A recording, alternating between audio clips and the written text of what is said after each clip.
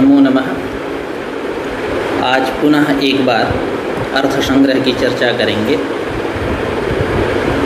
अथ लक्षण परिच्छेद, जैसा कि हम लोगों ने कल चर्चा किया था, धर्म विचार शास्त्रम इदम आरंभणीयम अथा तो धर्म जिज्ञासा, इसके ऊपर। तो उस चर्चा प्रसंग में स्वाभाविक सी बात है कि धर्म के विषय में जिज्ञासा होगी। धर्म के विषय में जिज्ञासा होगी यानी धर्म किसे कहते हैं, एतद विषयक जिज्ञासा होगी। धर्म का क्या लक्षण है, तो इन तमाम विषयों पे चर्चा करेंगे। ग्रंथकार कह रहे हैं सर्वप्रथम धर्म की परिभाषा पहले बतलाएंगे, यानी लक्षण। इसीलिए शायद इस परिच्छेद का नाम है लक्षण परिच्छेद, जैसा कि मैंने कहा अथ लक्षण परिच्छेद। तो इसमें धर्म का लक्षण बतलाया जाएगा। उसके बाद भावना की चर्चा होगी, शाब्दिक भावना और आर्थी भावना, जिसके दो भेद हैं।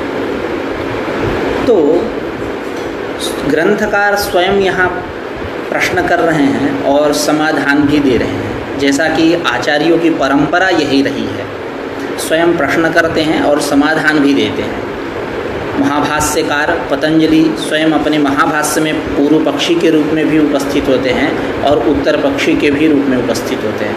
भगवान शंकराचार्य ब्रह्मसूत्र शारीरक भाष्य जब लिखते हैं तो वहाँ पूर्व पक्षी के रूप में भी रहते हैं, स्वयं वही उत्तर पक्षी के रूप में भी रहते हैं। तो उसी परंपरा का निर्वहन करते हुए लौवाक्षी भास्कर यहाँ स्वयं प्रश्न कर रहे हैं, अथ को धर्मः किम तस्य लक्षणम इति चेत उच्यते। तो उच्यते ग्रंथकारेण उच्यते, ग्रंथकार स्वयं पूर्व पक्ष रखे और उसी का समाधान भी दे रहे हैं। तो सर्वप्रथम संक्षिप्त रूप से हम लोग जान लें कि धर्म मतलब क्या, धर्म का निर्वचन क्या है, इसका परिभाषा लक्षण तत्तद आचार्यों ने बतलाया। जैसा कि मैंने कल चर्चा किया था, आनृशंसस्य परो धर्मः, अहिंसा परमो धर्मः इत्यादि, और वेदेन प्रयोजनम उद्देश्य विधीयमानोऽर्थः धर्मः, स्वयं ये कहेंगे वेद प्रतिपाद्यः प्रयोजनवदर्थो धर्मः इत्यादि। तो इसका निर्वचन है धरतीति धर्मः, और उणादि सूत्र से यहाँ मनिन प्रत्यय होकर के धर्म शब्द बनता है।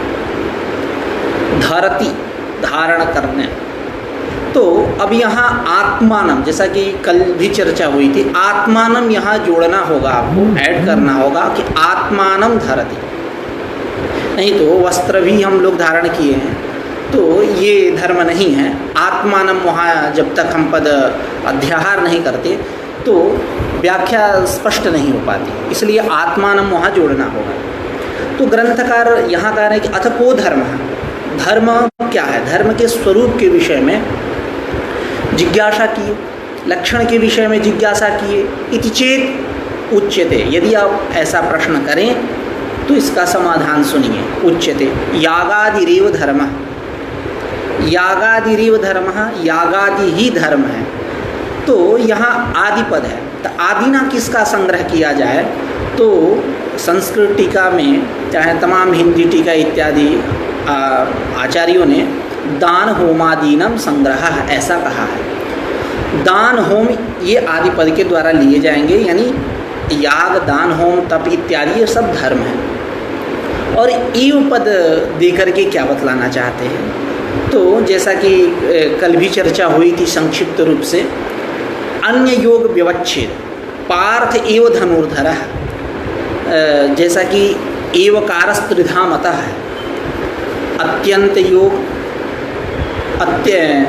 एक श्लोक है, अयोगम अन्य योगम चात्यंत योगमेव च व्यवच्छिन्नति धर्मस्य एवकारस्त्रिधा मतः। ये एवकार के तीन अर्थ हैं। एवकारः त्रिधा मतः, अयोगम अन्य योग, अन्य योगम अत्यंता योगम, यानी कहाँ अयोग अर्थ में एवकार है, कहाँ अन्य योग में है, कहाँ अत्यंता योग में है। इसको परम लघु मंजूषा नामक जो ग्रंथ है नागेश के द्वारा प्रणीत उसके निपातार्थ प्रकरण में वो इसको स्पष्ट करते हुए कहते हैं, विशेष संगता एवकारी अन्य योग व्यवच्छेद रूपम। जहाँ विशेष के साथ एवकार हो वहाँ अन्य योग व्यवच्छेद रूप एवकार है, आप ऐसा समझो। जैसे पार्थ एव धनुर्धरः, और विशेषण संगता एवकारी अयोग व्यवच्छेद रूपम, जहाँ विशेषण के साथ एवकार हो वहाँ अयोग रूप एवकार है, ऐसा आप समझे। जैसा उसका उदाहरण देते हैं, शंख पांडुर एव, शंख पांडु ही है। और क्रिया संगता एवकारे अत्यंता योग विवच्छेद रूपम, जब क्रिया के साथ एवकार लगा रहे तो वह अत्यंता योग अर्थ में है, जैसा कि नीलम सरोजम भवत्येव, भवति क्रिया के साथ है।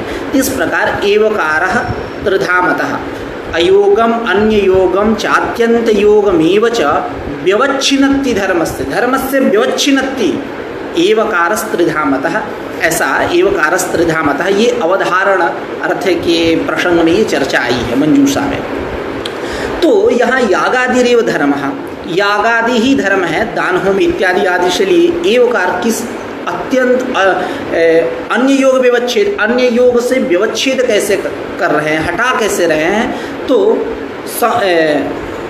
जैसे मीमांस वैशेषिक दर्शनानुयायी जो हैं, वैशेषिक मतानुलंबी जो है, वो चैत्य बंधन आदि में भी अदृष्टोत्पत्ति मानते हैं। चैत्य बंधन, चैत्य का अर्थ है याग स्थान, याग स्थान विशेष, उसमें भी उसको उसका स्मरण करने से, अर्चन करने से, पूजन करने से, नमस्कार करने से वो अदृष्ट उत्पन्न होता है, ऐसा उनका कथन है। तो उन्हीं से यहाँ व्यवच्छेद करना है, तब यहाँ अन्य योग व्यवच्छेद रूपता चरितार्थ होती है। जैसा कि संस्कृत टीका में जहाँ तहाँ कहा गया है, एवकारेण चैत्य वंदनादिर वैशेषिक सम्मतस्य अदृष्ट मात्रस्य च व्यवच्छेदः, वही चैत्य वंदन यानी याग स्थान विशेष। अब आते हैं, कह रहे हैं कि तल्लक्षणम वेद प्रतिपाद्य प्रयोजन वदर्थो धर्म, तल्लक्षणम उस धर्म का लक्षण क्या है, तो स्वयं ग्रंथकार कह रहे हैं कि उस धर्म का लक्षण है इनके मतानुसार। तत्त मीमांसा में भी तत्तद आचार्यों ने तत्त लक्षण माना, तत्त जैमिनी चोदना लक्षणोर्था धर्म इत्यादि तत्तद आचार्यों का अपना अपना मत है। शायद यूजीसी नेट परीक्षा में ये पूछता भी है प्रश्न। तो तल्लक्षणम धर्मलक्षणम वेद प्रतिपाद्य प्रयोजन वदर्थो धर्म, तीन चीज़ें, तीन बातें हैं यहाँ। एक तो वेद प्रतिपाद्यता होनी चाहिए, दूसरी बात प्रयोजनवान होना चाहिए, तीसरी बात अर्थ होना चाहिए, अर्थवान भी होना चाहिए। तो ये तीन, ये नहीं व्याकरण जैसा नहीं, विकल्प जैसे कई शर्तें रख दी जाती हैं कि ये पर में हो अथवा ये पर में हो तो काम चलेगा, ऐसा नहीं। यहाँ तीनों चाहिए, ये तीनों जिसमें हैं तो वो धर्म है। समेकित रूप से इन तीनों की उपस्थिति अनिवार्य है, यानी वेद प्रतिपाद्यता भी होनी चाहिए, प्रयोजनवान भी होना चाहिए और अर्थवान भी होना चाहिए, वो धर्म है। इति धर्मः वेद प्रतिपाद्य प्रयोजनवदर्थो धर्म। अब प्रयोजनवदर्थो धर्म, यहाँ थोड़ा सा समास कर लिया जाए। यहाँ मतुप प्रत्यय है, आप वति इत्यादि प्रत्यय न समझे, मतु प्रत्यय है। प्रयोजनम अस्य अस्ति इति प्रयोजनवान, प्रयोजनवांश्चासौ अर्थः इति प्रयोजनवदर्थः धर्मः। सब समानाधिकरणीय धर्म के साथ अन्वय होगा। वेद प्रतिपाद्य प्रयोजनवदर्थ प्रयोजनवत अर्थ धर्म। तो ये तीन जो पद है, तीन विशेषताएं जो है, तीन पॉइंट जो इस धर्म लक्षण में दिए गए हैं, इन तीन पॉइंटों की मतलब महती आवश्यकता है। एक न रहें, यूँ कह लिया जाए कि अन्योन्याश्रित है, मतलब अन्योन्याश्रित नहीं, मतलब एक यदि इनमें से हटा लिया जाए तो धर्म हो ही नहीं सकता। पदकृत्य करते हुए सबकी महिमा का गाथा गान करेंगे ग्रंथकार भी, तो पदकृत्य करते हैं। प्रयोजने अतिव्याप्ति वारणाय प्रयोजन वदति। यहाँ अब मतुप प्रत्ययांत जो प्रयोजनवत, प्रयोजनवान समास किए तो प्रयोजनवद अर्थ हुआ, तो प्रयोजनवत इस यहाँ मतुप प्रत्यय करने की क्या आवश्यकता है? आप कह दो कि वेद प्रतिपाद्य प्रयोजनम अर्थ धर्म, ऐसा ही केवल लक्षण बना दीजिए। आप मतुप प्रत्यय विशिष्ट क्यों कह रहे हैं? तो कह रहे हैं कि मतुप प्रत्यय विशिष्ट नहीं कहेंगे तो यजेत स्वर्ग काम। अब यहाँ स्वर्ग क्या है? प्रयोजन है। हमको यह लक्षण ले जाना है धर्म में, धर्म में आज चला गया प्रयोजन में, स्वर्ग आदि में, तो वहाँ यह लक्षण न चला जाए।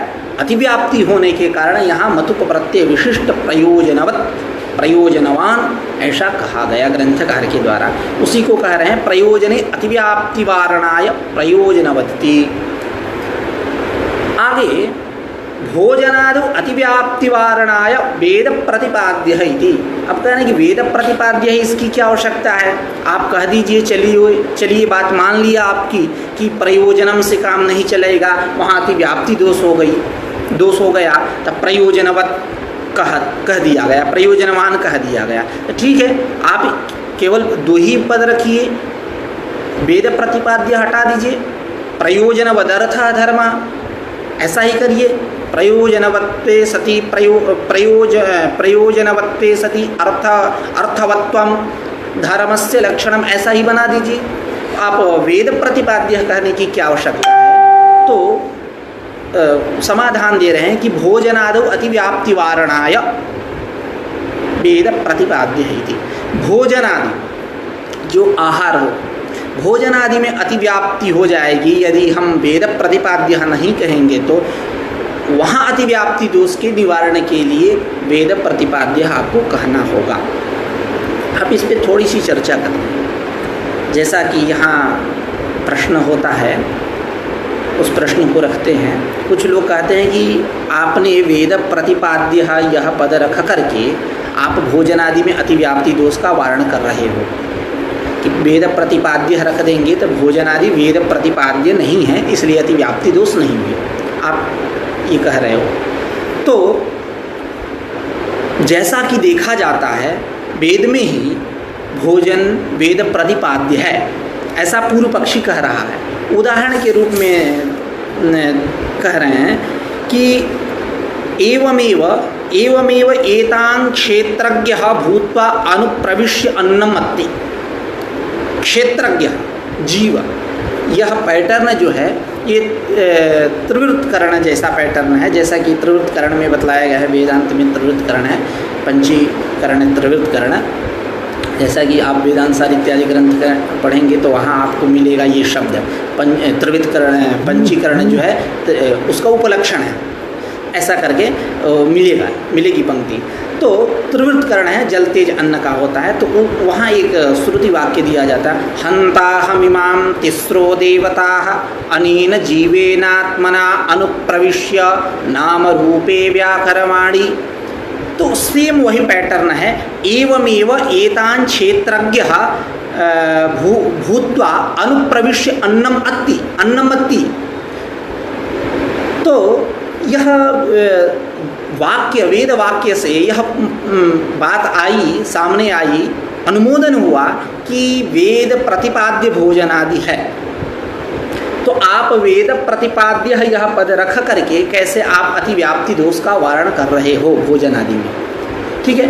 और जैसा कि भोजन आदि के विषय में ये भी कहा गया, अष्टौ ग्रासा मुनिर्भक्ष्याः षोडशारण्यवासिनां द्वात्रिंशत्तु गृहस्थस्य यथेष्टं ब्रह्मचारिणां। जैसे 8 ग्रास मुनियों को खाना चाहिए, 16 ग्रास जो वनवासी है, अरण्यवासी हैं, उनको खाना चाहिए, 32 ग्रास जो है गृहस्थी जो लोग हैं उनको खाना चाहिए, और ब्रह्मचारी को अपनी इच्छानुसार खाना चाहिए। तो इन प्रसंगों से ये बात आ रही है कि वेद प्रतिपाद्यता तो गई, आप कैसे वेद प्रतिपाद्य यह पद रख करके अतिव्याप्ति दोष को वारण कर रहे हैं। तो कह रहे हैं कि इसका समाधान दे रहे हैं कि जो पहला जो आप रखे कि एवमेव एतान् क्षेत्रज्ञो भूत्वा अनुप्रविश्य अन्नमत्ति, यह वेद ये नहीं कह रहा है कि भोजन आप करो, वेद यह नहीं कह रहा है कि भोजन आप करो, यह विधि नहीं है, ये प्रसंग का निरूपण है कि एवमेव एतान् क्षेत्रज्ञः भूत्वा अनुप्रविश्य अन्नम अति प्रसंग का निरूपण है, ये वेद विधि नहीं है।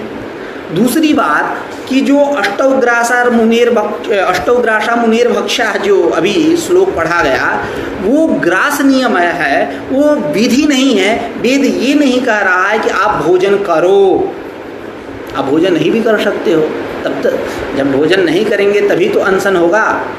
तो वेद प्रतिपाद्यता इस प्रकार भोजनादि में नहीं है। तो भोजनादो अतिव्याप्ति वारणाय वेद प्रतिपाद्य है इति। अब यहाँ भोजनादों में भी आदि पद आया, तो आदि से क्या लेना है कि कृषि वाणिज्यादि का संग्रह कर लेना है कि भोजनादो भोजन कृषि वाणिज्य इत्यादि में अतिव्याप्ति दोष न हो, इसलिए अतिव्याप्ति दोष के वारण के लिए वेद प्रतिपाद्य हमको पद रखना होगा। केवल प्रयोजनवदर्थ ही तना कहेंगे तो अतिव्याप्ति दोष हो जाएगा। अब अर्थ पद की क्या आवश्यकता है, तो इसके ऊपर ग्रंथकार कह रहे हैं अनर्थ फलकत्वात् अनर्थभूते स्येनादौ अतिव्याप्ति वारणाय अर्थ इति। अनर्थ फलकत्वात्, अनर्थ जिसका फल ही प्रमा ही अनर्थ को उत्पन्न, मतलब अनर्थ है वो। जैसे उदाहरण में स्येने नाभिचरन् यजेत एक वाक्य मिलता है। यह चर्चा नामधेय प्रकरण में आती है। वहाँ कहते हैं कि नामधेय जो है चार निमित्त की अपेक्षा करता है। वो चार निमित्त हैं मत्वर्थ लक्षणाभयात, वाक्य भेद भयात, तत्प्रख्य शास्त्रात्, तद्व्यपदेशात्। ये चार निमित्त चतुष्टय की अपेक्षा करता है।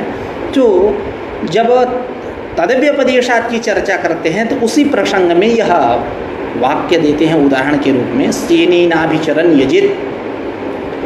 सीन याग है, सीन का मौलिक अर्थ ऐसे होता है बाज पक्षी।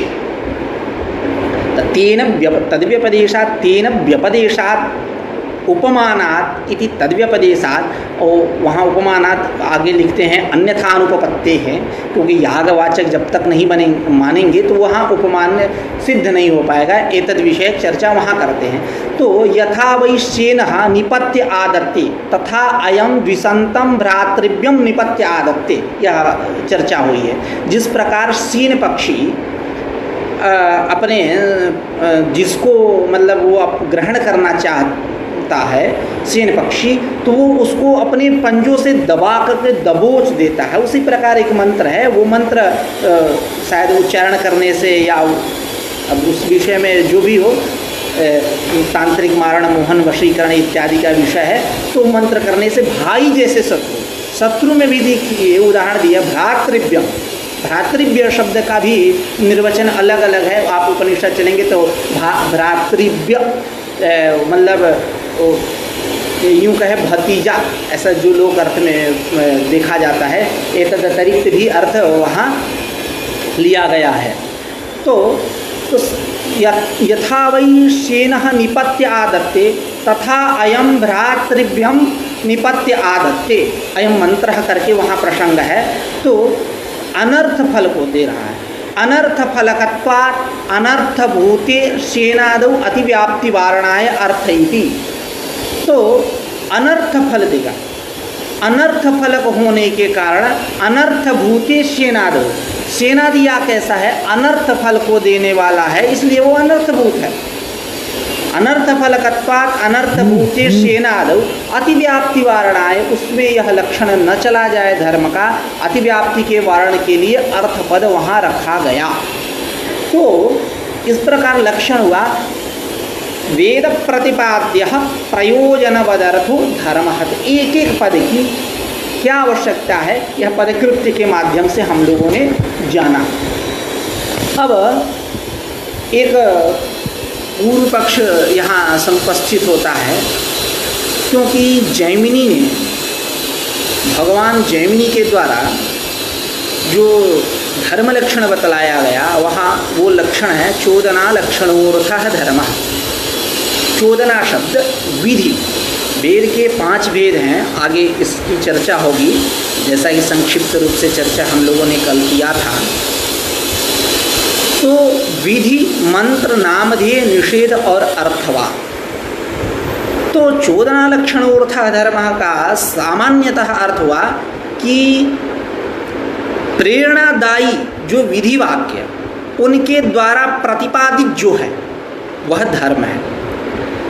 तो इस प्रकार चोदना पद विधि मात्र का वाचक होने से विरोध हुआ, क्योंकि यहाँ चर्चा लौगाक्षी भास्कर कर रहे हैं पूरे वेद की, वेद प्रतिपाद्य, यहाँ चोदना इत्यादि जैसे पद को इन्होंने नहीं रखा।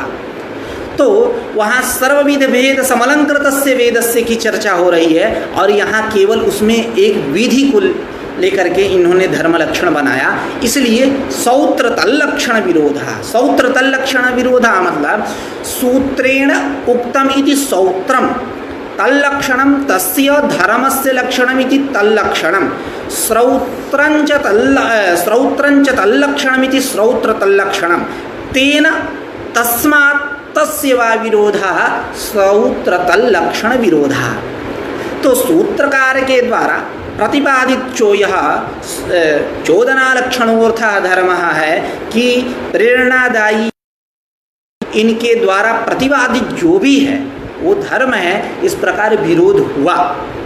यह तो बात कैसे बनेगी, विरोध यहाँ आ गया। तो इसी पूर्व पक्ष को अभी ग्रंथकार कह रहे हैं अपने शैली में, अपने शब्दों में, और समाधान भी देंगे।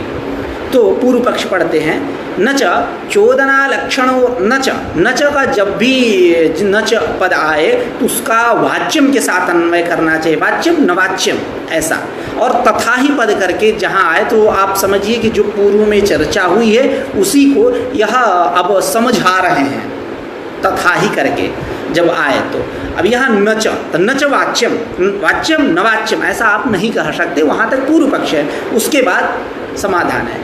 तो कह रहे हैं नच चोदना लक्षणोऽर्थ धर्म इति सौत्र तल्लक्षण विरोधः। तो वही विरोध का प्रकार जो हमने हिंदी में बतलाया आपको, उसी को ग्रंथकार कह रहे हैं कि चोदना पदस्य विधि रूप वेदैक देश परत्वात्।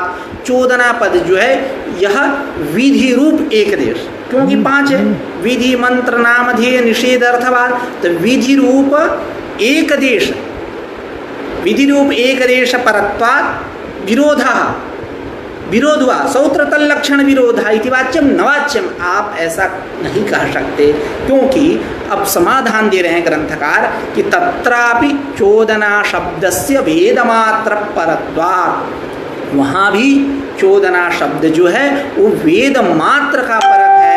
आप उसको केवल विधि परक मान करके विरोध जो स्थापित कर रहे हैं ऐसा नहीं है, वो संपूर्ण वेद भाग जितने हैं, विधि मंत्र नामधेय निषेध अर्थवाद, इन सबको लेके के वहाँ चर्चा है, इस अर्थ में वहाँ प्रयुक्त चोदना शब्द है, इसलिए नास्ति कश्चन अत्र विरोधः।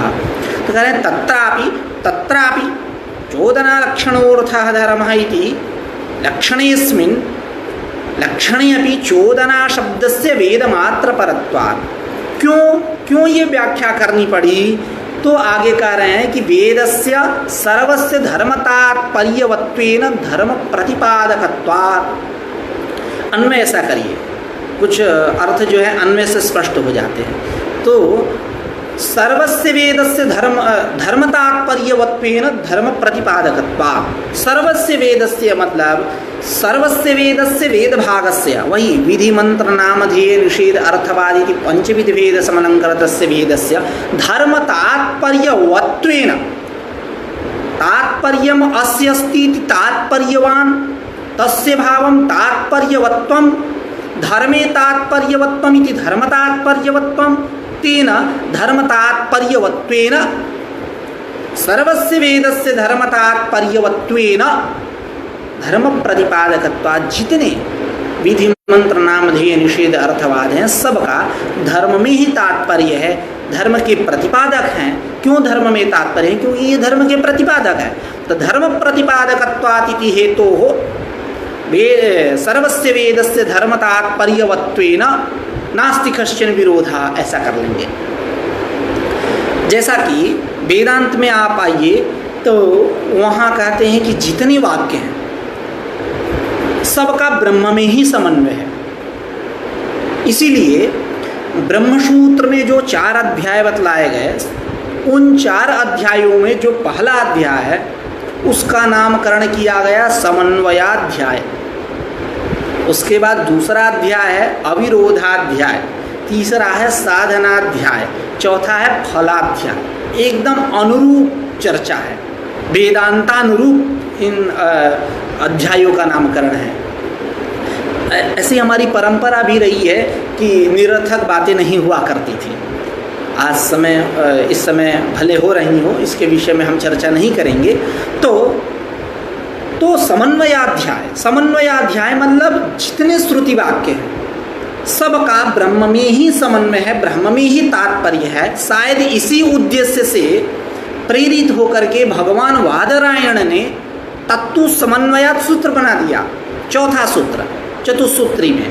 पहला था तो ब्रह्म जिज्ञासा, दूसरा जन्माद्यस्य यतः, तीसरा शास्त्र योनित्वात्, चौथा जो है अथातो तत्तु समन्वयात्। ऐसा तत्तु समन्वयात्, ब्रह्म टू शब्द पूर्व पक्ष व्यावृत्ति अर्थात समन्वयात्, जितने श्रुति वाक्य हैं सबका समन्वय उस ब्रह्म में ही है। जैसा कि वेदांत परिभाषाकार भी कहते हैं कि सदैव सौम्येदमग्रासी इत्युपक्रम्य तत्सत्यं स आत्मा तत्त्वमसि श्वेतकेतोः इत्युपसंहारे विशुद्धे ब्रह्मणि वेदांतानां तात्पर्यम् अवसितं। वेदांतानां तात्पर्यम् अवसितम् इत्युक्ते वेदांत वाक्यानां तात्पर्यम् अवसितं। वेदांत वाक्यों का ब्रह्म में तात्पर्य है। इतना ही नहीं, आप वेदांत परिभाषा के जब लास्ट में जाएंगे तो वहाँ यह भी कह दिया गया कि सृष्टि वाक्यों का भी उस ब्रह्म में उपयोग है।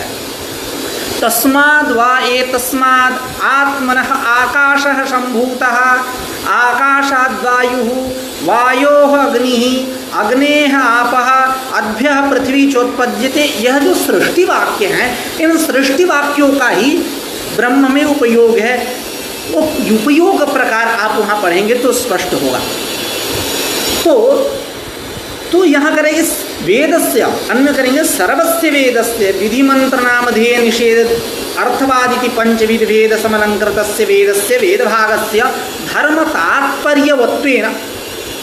धर्म में इन सब का तात्पर्य है, धर्म तात्पर्यवत्वेन धर्म प्रतिपादकत्वात् नास्ति कश्चन अत्र विरोधा। कोई यहाँ विरोध नहीं है। या यहाँ जो पूर्व पक्ष बनाया गया है चोदना शब्द का केवल विधि परक अर्थ मान करके हम विरोध जो स्थापित कर रहे थे, वो कोई विरोध नहीं है कि धर्म तात्पर्यवत्ता है, धर्म तात्पर्यवत्ता है इनमें। इसलिए धर्म तात्पर्यवत्वेन धर्म प्रतिपादकत्वात् नास्ति अत्र कश्चन विरोधा। फिर आगे चर्चा करते हैं सच यागादि यजेत स्वर्ग काम इत्यादि वाक्येन स्वर्गम उद्देश्य पुरुषम प्रति विधीयते। यह जो यागादि हैं, जो हम अभी कह के आए, चर्चा किए जिस पे यागादि देव धर्म, तो सच यागादि, यह जो यागादि है, दान होम आदि से उनका ग्रहण होगा, तप इत्यादि का। तो सचयागादि यजेत स्वर्ग काम है इत्यादि वाक्येन, इत्यादि वाक्यों के द्वारा स्वर्गम उद्देश्य, स्वर्ग रूप प्रयोजनम उद्देश्य, स्वर्ग रूप प्रयोजन को उद्देश्य करके पुरुषम प्रति विधीयते। कहा यागादि ही विधीयते, यागादि का विधान होता है किससे? यजेत स्वर्ग काम है इत्यादि वाक्यों से।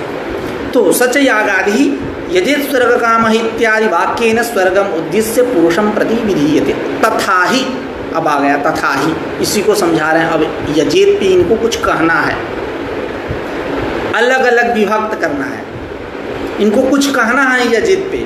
यहाँ ये चीज़ है, यहाँ ये चीज़ है, क्योंकि इनको भावना आगे बतलानी है। जैसा कि मैंने शुरू में ही कहा था, तो शायद आप लोगों को ये लगा होगा कि भावना की चर्चा ये क्यों कर रहे हैं।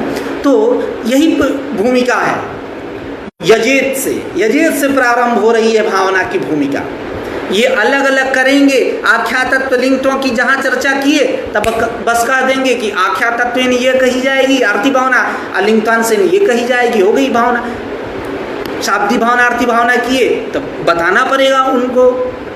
शाब्दिक भावना क्या है, आर्थिक भावना क्या है, उसके पहले एक भावना सामान्य से परिचय कराना होगा। तो कह रहे हैं कि यजेत इत्यत्र अस्ति अंशद्वयम, यहाँ 2 अंश हैं। यजि धातु, यज देव पूजा संगति करण दानेषु, यज्ञ शब्द भी इसी से नंग प्रत्यय होकर के बनता है।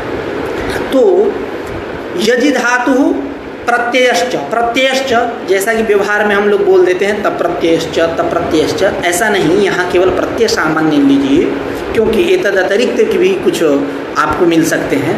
जैसे आप कृदंतीय प्रत्यय पढ़ेंगे तो वहाँ तव्य तव्य अनियर इत्यादि भी मिल जाएंगे। तो यज धातु प्रत्ययश्च, प्रत्यय भी अस्ति अंशद्वयम्, प्रत्यय में भी 2 अंश है। वो 2 अंश है, एक आख्यातत्व और दूसरा लिंगत्व।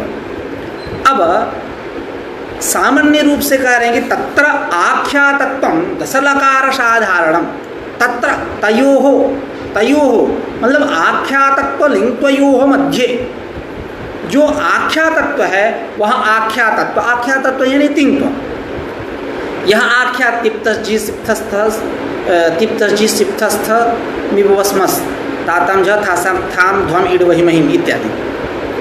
तो तत्र तयोः मध्ये आख्यातत्व लिंगत्वयोः मध्ये आख्यातत्वं दशलकार साधारणम। तो ये जो आख्यातत्व है ये 10 लकार में मिलेगा। लट, लीट, लूट, लरीट, लेट, लोट, लंग, लुंग, लरिंग। उसमें शायद कुछ छूट गया लग रहा है। लट, लीट, लूट, लरीट, लेट, लोट, लंग, लिंग, लुंग, लरिंग। तो ये 10 लकारों में ये आख्यातत्व आपको मिलेगा। और लिंगतम पुनर्लिंग मात्रे, ये जो लिंग तो है यह केवल लिंग मात्र है, जैसा कि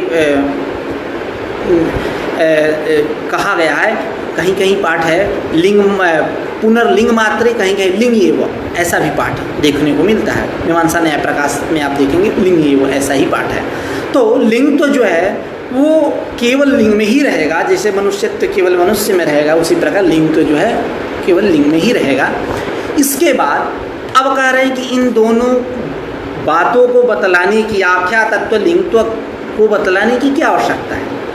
कह रहे आवश्यकता है, हमको जो बात कहनी है वो बिन बताए कैसे कह सकता हूँ। तो उसी को कह रहे हैं उभाभ्याम अपि अंशाभ्याम भावनैव उच्यते। उभाभ्याम अपि अंशाभ्याम, उभाभ्याम अपि अंशाभ्याम यानी आख्यातत्व लिंगत्वाभ्याम, ऐसा। तो आख्यातत्व और लिंगत्व इन दोनों के द्वारा भावनैव उच्यते, भावना कही जाती है। तो अब सामान्य रूप से थोड़ी सी चर्चा हम लोग भी कर लें, ग्रंथकार से अतिरिक्त कुछ अपनी भी शायद कुछ मन में हो, चल रहा हो तो भावना के ऊपर विचार कर लिया जाए। तो मैं केवल शब्द के ऊपर विचार करूंगा, आप लोग कमेंट के माध्यम से विचार श्रृंखला को बढ़ा सकते हैं। तो भावना या भाव्यते अनया करणाधिकरणयोश्च ल्युट् प्रत्यय, करणाधिकरणयोश्च ल्युट् प्रत्यय भावना, स्त्रीलिंग भावना। अब यहाँ भू धातु है, भूषत्तायाम आत्मधारणानुकूल व्यापार है। तो यहाँ णिच प्रत्यय होता है, भू धातु से णिच प्रत्यय करेंगे, उसके बाद ल्युट् प्रत्यय करेंगे तो भावना शब्द निष्पन्न होगा। तो अब हम केवल णिच पे चर्चा करेंगे। यहाँ णिच है कौन? प्रेषण आदि है कि सत्यापपास इत्यादि जो चुरादि का सूत्र है उससे। तो कह रहे हैं कि हेतुमति च प्रेषणादि अर्थ है वो जो सत्यापपास इत्यादि करके जो सूत्र है उससे जो णिच प्रत्यय होता है वो स्वार्थ में होता है। यहाँ प्रेरणा की बात हो रही है। मानसिक व्यापार विशेषा, मानसिक व्यापार विशेषा भी कहने वाले हैं, व्यापार विशेषा करके। तो ये प्रेरणा की गंध आ रही है, सुगंध। तो हेतुमति चाहिए आपको मानना है, उसी से यहाँ णिच प्रत्यय सत्यापपास रूप में इत्यादि, इससे णिच प्रत्यय नहीं है, वो स्वार्थ में होता है। ठीक है। तो भावना क्या है? तो ग्रंथकार कह रहे हैं कि भावना नाम भवितुर्भवनानुकूलो भावयितुर्व्यापार विशेषा। ये इसको कह लीजिए कि भावना का यह स्वरूप है, भावना का यह लक्षण है, भावना की यह परिभाषा है। जो भावना नाम भवितुर्भवनानुकूल, भवितु एक एक पद पे ध्यान दीजिए। भवितु उत्पद्यमानस्य, भवनानुकूल उत्पत्त्यनुकूल भावयितुः उत्पादकस्य भावकस्य वा, मीमांसा न्याय प्रकाश में भावकस्य, भाव का व्यापार विशेष वहाँ का है। तो भवितुः उत्पद्यमानस्य भवनानुकूल उत्पत्त्यनुकूल भावयितुः उत्पादकस्य व्यापार विशेषः मानसिक व्यापार विशेषः। ऐसा फिर से एक बार, भावना नाम, भावना क्या है? भावितुः उत्पद्यमानस्य भवनानुकूल उत्पत्त्यनुकूल भावयितुः उत्पादकस्य भावकस्य वा व्यापार विशेषः मानसिक व्यापार विशेषः। अब इसको हम लोग अब हिंदी में समझेंगे। जैसा कि गुरुजी कहे, गुरुजी अपने शिष्य से कहे कि बेटा यह काम करो, यह काम करो, पढ़ो लिखो इत्यादि, और क्या कहेंगे गुरुजी? खैर गुरु शुश्रूषा या विद्या उस पक्ष को मानेंगे तो शायद कोई कार्य कहें, लेकिन आप इतना समझ जाइए, कहें कि देवदत्तः त्वं पठे, तुम पढ़ो। तो भवितुः उत्पद्यमानस्य, यहाँ प्रवृत्ति उत्पद्यमानायाः प्रवृत्तेः, उनको प्रवृत्त कराना है, बहुत कोलाहल कर रहा है, कह दिए कि जाओ पढ़ो, उसको एक काम दे दिए। तो भवितुः उत्पद्यमानस्य, यहाँ प्रकृत स्थल में उत्पद्यमानायाः प्रवृत्तेः भावनानुकूल उत्पत्त्यनुकूल भावयितुर्व्यापार विशेषः उत्पादकस्य भावकस्य व्यापार विशेषः त्वं पठेः, तुम पढ़ो। यह जो मानसिक व्यापार विशेष है इसी को हम बोलेंगे भावना। ये सामान्य रूप से भावना हुई। अब भेद पे चर्चा करते हैं। सात विविधा, यह भावना जो है दो प्रकार की है, दो प्रकार इसके हैं, एक शाब्दी भावना, दूसरी आर्थी भावना। शाब्दी भावना और आर्थी भावना, इन दोनों का लक्षण तो करेंगे ही, और किसमें कौन साध्यत्वेन अन्वित होता है, कौन साधनत्वेन अन्वित होता है, कौन इति कर्तव्यतात्वेन अन्वित होता है, इन सब की चर्चा की जाएगी। तो यहाँ कह रहे हैं सात विविधा, सा भावना द्विविधा, शाब्दी भावना, आर्थी भावना। देखिए एक यहाँ एक बात बता रहा हूँ, द्विविधा, कहीं कहीं द्विविधम लिखा रहता है, जैसे सा पृथ्वी द्विविधा नित्या नित्या रूपम सप्तविधम, ऐसा करके। तो क्या अंतर है इनमें? अर्थ तो हिंदी में शायद संभवतः वही लग जाते हैं दोनों का।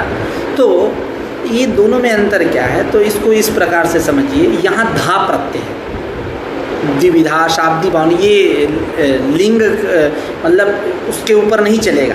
या विशेष्येषु दृश्यन्ते लिंग संख्या विभक्तया प्रायस्तायु कर्तव्या समानार्थी विशेषण, उस पैटर्न पे ये सेट नहीं होता।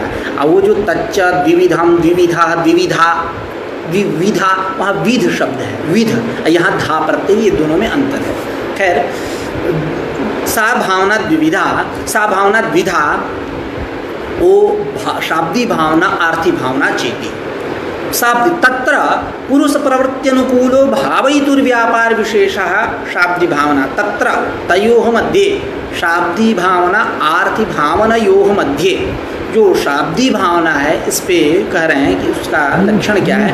तो पुरुष प्रवृत्ति अनुकूलो भावयितुर्व्यापार विशेष, वही बात है कि पुरुष प्रवृत्ति अनुकूल, क्योंकि आगे ये कुछ कहने वाले हैं कि वैदिक वाक्य पुरुषाभावात इत्यादि करके लिंगादि शब्दनिष्ठ एवं, तो पुरुष प्रवृत्ति अनुकूल, पुरुष के प्रवृत्ति के अनुकूल जो भावयितुर्व्यापार विशेष है, उत्पादक व्यापार विशेष है, भावक व्यापार विशेष है, मानसिक व्यापार विशेष है, उसको हम बोलेंगे शाब्दी भावना।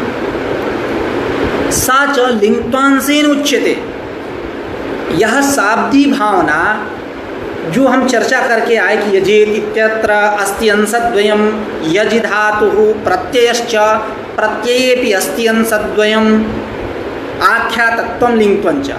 तो ये साच भावना, यह जो भावना है शाब्दी भावना, लिंगत्वांसेन उच्यते, लिंगत्वांसेन कही जाएगी। अब इसी को स्पष्ट करते हुए ग्रंथकार कह रहे हैं कि लिंग श्रवणे अयम माम प्रवर्तयति मत प्रवृत्त्यनुकूल व्यापारवान इति नियमेन प्रतीते। अब एक साम्य और बैठाते हैं जैसा कि वो भोजनादो अतिव्याप्ति वारणाय वेद प्रतिपाद्य पे चर्चा हुई कि जो पूर्व पक्ष हुए वहाँ एक वैदिक वाक्य भी दिया गया एवमेव एतान क्षेत्रज्ञ भूत्वा अनुप्रविश्य अन्नमत्ति। तो मैंने वहाँ कहा हंता हमिमाम तिस्रो देवता अनीन जीवेनात्मना अनुप्रविश्य नाम रूपे व्याकरवाणी, उस वो पैटर्न है। उसी प्रकार इसका भी कुछ पैटर्न है, बैठाते हैं। इसका पैटर्न है कि लिंग श्रवणे अयम माम प्रवर्तयति मत प्रवृत्त्यनुकूल व्यापारवान इति नियमेन प्रतीत है। जैसा कि प्रातिपदिकार्थ लिंग परिमाण वचन मात्रे प्रथमा सूत्र है, वहाँ प्रातिपदिकार्थ पे कह रहे हैं नियतोपस्थितिकः प्रातिपदिकः, नियतोपस्थितिकः प्रातिपदिकार्थ, नियता उपस्थितिर्यस्य इति नियतोपस्थितिकः। जैसा कि बालमनोरमा इत्यादि ग्रंथों में भी कहा गया कि यस्मिन् प्रातिपदिके उच्चरिते सति यस्य अर्थस्य नियमेन प्रतीतिः, वो सेम वही पैटर्न है। ये लिंग श्रवणे अयम माम प्रवर्तयति मत प्रवृत्त्यनुकूल व्यापारवान इति नियमेन प्रतीते है। तो पैटर्न है, पैटर्न की चर्चा कर रहा हूँ। तो ये जो साच लिंगत्वांसेन उच्यते, यह जो भावना है लिंगत्वांस के द्वारा कही जाती है। लिंग श्रवणे अयम माम प्रवर्ते, जब लिंग का श्रवण करेगा, गच्छेत इत्यादि जो यजेत इन सब का श्रवण करेगा, पठेत इन सब का श्रवण करेगा, लिंग श्रवण अयम माम प्रवर्तयति, अयम कश्चन पुरुषः, अथवा आप ले लीजिए वाक्य, वेद में तो पुरुष रहेगा नहीं, कहेंगे चर्चा करेंगे। वैदिक वाक्य लौकिक वाक्य में पुरुष रहेंगे, वैदिक वाक्य में तो पुरुषाभावात कहेंगे। तो वहाँ हम अयम न करके यद कर लेंगे, यद वाक्यम ऐसा कर लेंगे। तो लिंग श्रवणे अयम माम प्रवर्तयति, लिंग के श्रवण होने पर अयम माम प्रवर्तयति, यह मुझको प्रवृत्त कर रहा है अमुस्मिन कर्मणि, अमुस्मिन कर्म में, अर्थात मत प्रवृत्त्यनुकूल व्यापारवान अयं, मेरे प्रवृत्ति के अनुकूल व्यापार वाला है यह, इति नियमेन प्रतीत है। ऐसा अर्थ नियमेन निश्चित रूप से प्रतीत होता है। फिर आगे कह रहे हैं कि यदि यस्मात् शब्दात् नियमतः प्रतीयते तत्तस्य वाच्यम, यथा गामानय इत्यस्मिन् वाक्ये गो शब्दस्य गोत्वम। तो यत् यस्मात् नियमतः प्रतीयते तत्तस्य वाच्यम। हाँ, जैसे गामानय, गाय को लाओ, भिक्षामठ गाम चानय, ऐसा आप द्वंद्व समाज पढ़िए तो उसमें तमाम समुच्चय इतरेतर समाहार अन्वाच्य इत्यादि सब चर्चाएं हैं। तो गामानय, गाय लाओ, तो गो शब्द से गोत्वम, यहाँ गो शब्द वाचक है और गोत्व जो है वो वाच्य है, अविधेयार्थ है। तो अब यहाँ पंक्ति को हम घटाते हैं, क्योंकि पंक्तिशः चर्चा सत्र है ये, तो पंक्ति की भावार्थ बताने से क्यों काम नहीं चलने वाला, पंक्तिशः चर्चा करते हैं, शायद यही होता आया है अभी तक। तो गो शब्द से गोत्वम, तो गो शब्द से गोत्वम, गो शब्द जो है वाचक है और गोत्व जो है यह उसका वाच्य है। अब हम घटाते हैं जो ऊपर कह के हैं उसको, यत् गोत्वम यस्मात् गो इति शब्दात् नियमतः प्रतीयते तत् गोत्वम, जिसको यत्पद से लिए, तत् गोत्वम तस्य वाच्यम, तस्य वाच्यम गो शब्द से वाच्यम। तो गो शब्द वाच्यक हो गया, गो शब्द वाचक हुआ, गोत्व क्या हो, वाच्य। तो उसी को कह रहे हैं फिर से एक बार, यत् गोत्वम यस्मात् गो इति शब्दात् नियमतः प्रतीयते तत् गोत्वम तस्य गो इति शब्दस्य वाच्यम। तो वो वाचक, गो शब्द वाचक, ये वाच्य। तो यदि यस्मात् नियमतः प्रतीयते तस्य वाच्यम, यथा गामान इत्यस्मिन् वाक्ये गो शब्दस्य गोत्वम। उसके बाद सच व्यापार विशेषः लौकिक वाक्ये पुरुषनिष्ठ अभिप्राय विशेषः। यह जो व्यापार विशेष है, जो मानसिक व्यापार रूप की चर्चा कर रहे हैं हम लोग, भावना, तो यह जो सच व्यापार विशेषः लौकिक वाक्य पुरुषनिष्ठ अभिप्राय विशेषः। लौकिक वाक्य में पुरुष तो रहेंगे ही, देवदत्तः त्वं पठेः कहेंगे, तो लौकिक वाक्य में पुरुषनिष्ठ अभिप्राय विशेष होगा। यह व्यापार विशेष पुरुष में रहेगा, पुरुषनिष्ठ व्यापार विशेषा। अब वैदिक वाक्य में तो पुरुष नहीं रहेंगे, तो वैदिक वाक्य तो पुरुषाभावात् लिंगादि शब्दनिष्ठ एव वैदिक वाक्य में हाँ सब वाक्य हैं, वाक्य बोल रहे हैं, इसी प्रकार इसी से निकल जा रहा है कि अचेतन पुरुष नहीं है वाक्य, वाक्य में कहाँ चेतनता आएगी। अब उसके लिए अद्वैती बनना होगा तो वाक्य सब में चेतनता आ जाएगी। सांख्याचार्य मतलब सांख्य भी बन जाएंगे तो हो जाएगा, क्योंकि वहाँ भी है तस्मात् तत्संयोगात् अचेतनम चेतनावदिव लिंगम गुणकर्तृत्वे च तथा कर्त्येव भवत्युदासीनः। बस ये आपस में जहाँ संयोग हुआ वो उसका कर्तृत्व लिया, प्रकृति का कर्तृत्व ले लिया पुरुष, पुरुष की चेतनता प्रकृति ले ली। तो खैर वो उतना तादाद में नहीं करना है, इतना चेतनता जड़ता पे विचार नहीं करनी है। बस ये कि वैदिक वाक्य तो पुरुषाभावाद लिंगादि शब्दनिष्ठ एव, वैदिक वाक्य में पुरुषाभावाद पुरुष है ही नहीं, वाक्य हैं, इसलिए लिंगादि शब्दनिष्ठ एव सच व्यापार है। अतएव शाब्दि भावनेति व्यवहार्यते, इसीलिए वेद में अतएव, अतएव यानी लिंगादि शब्दनिष्ठत्वादेव, व्यापार विशेष कहाँ रहेगा वैदिक वाक्य में, लिंगादि शब्दनिष्ठ होगा। तो अतएव लिंगादि शब्दनिष्ठत्वादेव, एक एक पद का अर्थ करते चलेंगे, कहाँ च से क्या लेना है, तस्मात् से क्या लेना है, यत् से क्या लेना है, अतएव से क्या लेना है, वाच्यम नवाच्यम इसकी क्या भूमिका है, इन तमाम पहलुओं पे चर्चा जरूर करेंगे। और यदि चर्चा छूट गई तो आप लोग हमको सावधान कर दीजिएगा।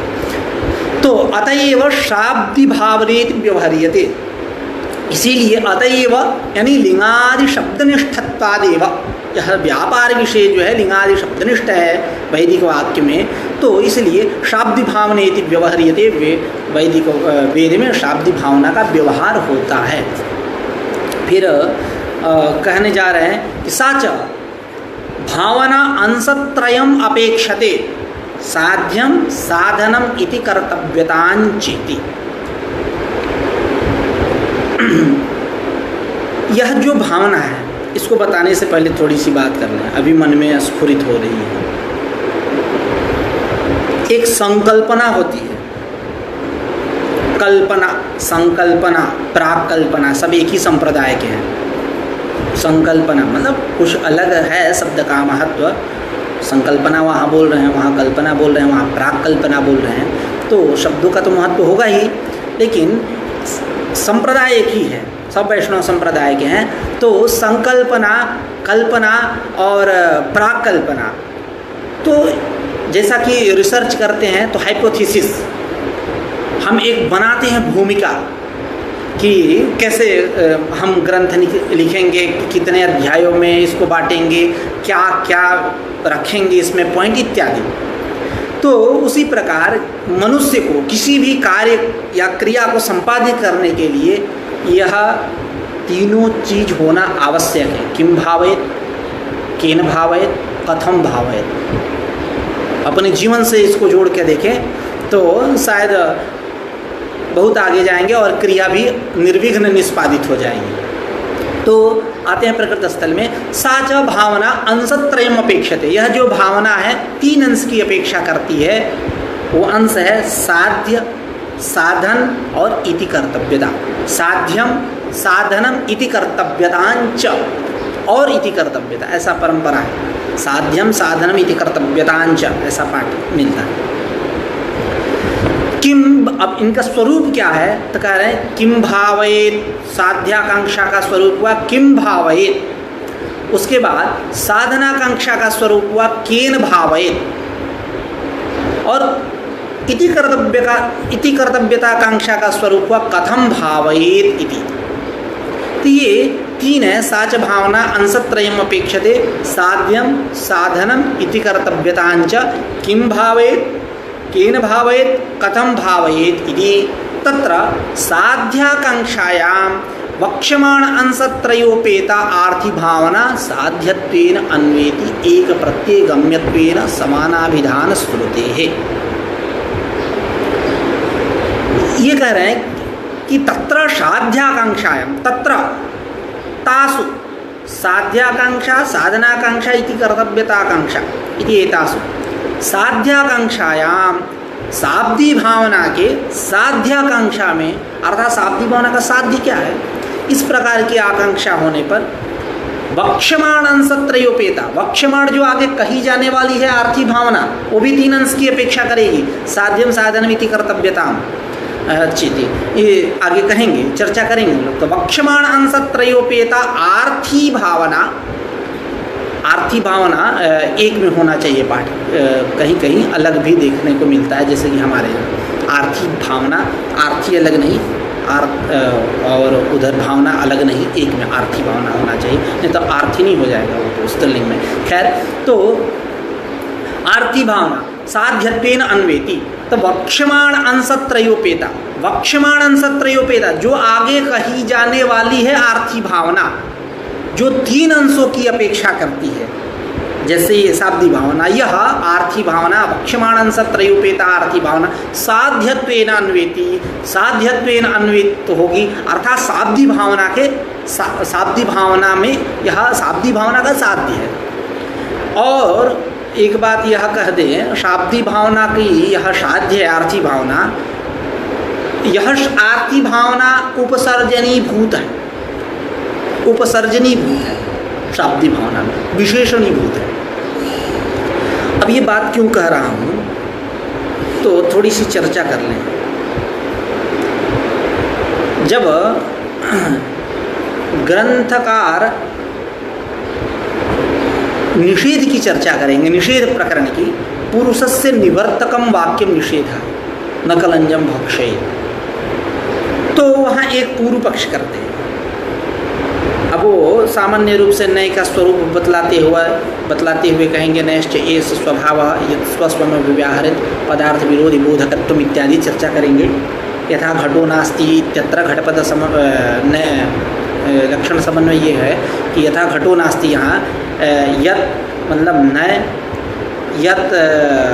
यत् स्वस्वमभिव्याहरित अस्ति पद समभिव्याहरित घटपद समभिव्याहरित, यत् स्वसमभिव्याहरित पदार्थ घटसत्व तद्विरोधी बोधकत्वम घटासत्व, वो आगे कहेंगे। तो उसी प्रकरण में ये चर्चा करते हैं कि नय का किसके साथ होता है अन्वय, नयर्थ में किसका अन्वय होता है, धात्वर्थ का होता है कि प्रत्ययार्थ का अन्वय होता है। तो सिद्धांत ये है कि नयर्थ में प्रत्ययार्थ का ही अन्वय होता है, धात्वर्थ का अन्वय नहीं होता। हाँ, वो बाधक रनिप होगा, उसकी भी चर्चा करेंगे। तो सामान्यतः नयर्थ में प्रत्ययार्थ का ही अन्वय होता है, धात्वर्थ का अन्वय नहीं होता। इसलिए कि धात्वर्थ जो है उपसर्जनी भूत है, प्रत्ययार्थ में विशेषणी भूत है, इसलिए अन्यत्रोपसर्जनी भूतस्य न अन्यत्र अन्वयः, अन्यत्रोपसर्जनी भूतस्य न अन्यत्र अन्वयः। जैसे राजपुरुषम माने, राजपुरुषम माने तो राजपुरुष को लाओ, तो राजपुरुष, यहाँ राज पदार्थ जो है वो विशेषणी भूत है, पुरुष पदार्थ जो है वो विशेष्य है। तो आने क्रिया में पुरुष पदार्थ का ही अन्वय होता है, राज पदार्थ का अन्वय नहीं होता है, क्योंकि राज पदार्थ वहाँ विशेषणी भूत है। उसी प्रकार धात्वर्थ जो है प्रत्ययार्थ में विशेषणी भूत है, इसलिए नयर्थ में प्रत्ययार्थ का ही अन्वय होता है, धात्वर्थ का अन्वय नहीं होता है। ठीक है, ये चर्चा करने के बाद अब करेंगे ठीक है, नयर्थ में प्रत्ययार्थ का अन्वय होगा, तब प्रत्ययार्थ में भी 2 चीज़ है, एक शाब्दी भावना, एक आर्थी भावना। किसका अन्वय करें, नयर्थ में किसका अन्वय करें? तो कह रहे हैं कि आर्थी भावना का नहीं होगा, क्योंकि आर्थी भावना विशेषणी भूत है शाब्दी भावना में। तो सेम पैटर्न, जैसे धात्वर्थ प्रत्यार्थ में विशेषणी भूत हुआ तो उसका अन्वय नहीं हुआ नयर्थ में, उसी प्रकार आर्थी भावना भी शाब्दी भावना में विशेषणी भूत होने के कारण उसका अन्वय नहीं होगा, शाब्दी भावना का ही अन्वय होगा। इसीलिए वहाँ कहते हैं तस्याः सर्वापेक्षया प्रधानत्वात्, तस्याः शाब्दी भावनायाः सर्वापेक्षया, सर्वापेक्षया इत्युक्ते धात्वर्थस्य अपेक्षया और आर्थी भावनायाश्च अपेक्षया प्रधानत्वात्, वो प्रधान है इसलिए नयर्थ में प्रत्यार्थ का ही अन्वय होता है।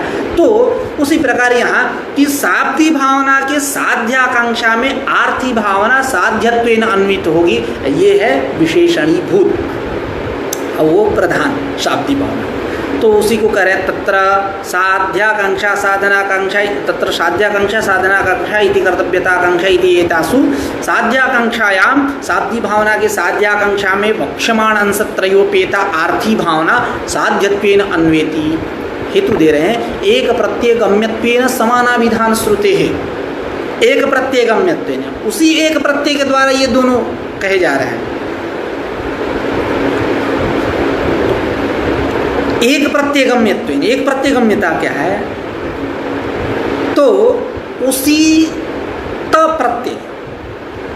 प्रत्यय में लिंग त्वांश से शाब्दी भावना कही गई और उसी त प्रत्यय में जो तिंग है, आख्या तत्व है, उसी से आर्थी भावना कही गई। प्रत्यय तो एक ही है। एक प्रत्यय गम्यत्वेन समानाभिधान श्रुते है, समानम च तदभिधानम समानाभिधानम। तो समानाभिधान एक प्रत्यय गम्यत्व होने से समानाभिधान, समान रूप से एक ही प्रत्यय से इनका अभिधान हो रहा है, कथन हो रहा है। तो एक प्रत्यय गम्यत्वेन समानाभिधान श्रुते है क्या होगा? साध्य भावना के साध्याकांक्षा में वक्ष्यमाण अंशत्रयोपेता जो आर्थी भावना है वो साध्यत्वेन अन्वित होगी। अब यहाँ एक पूर्व पक्ष करेंगे, संख्यादि नाम एक प्रत्यय गम्यत्वे भी अयोग्यत्वात् न साध्यत्वेन अन्वयः। इसकी चर्चा हम लोग कल करेंगे। आज का पाठ यहीं रखते हैं, कल फिर मिलते हैं। नमो नमः।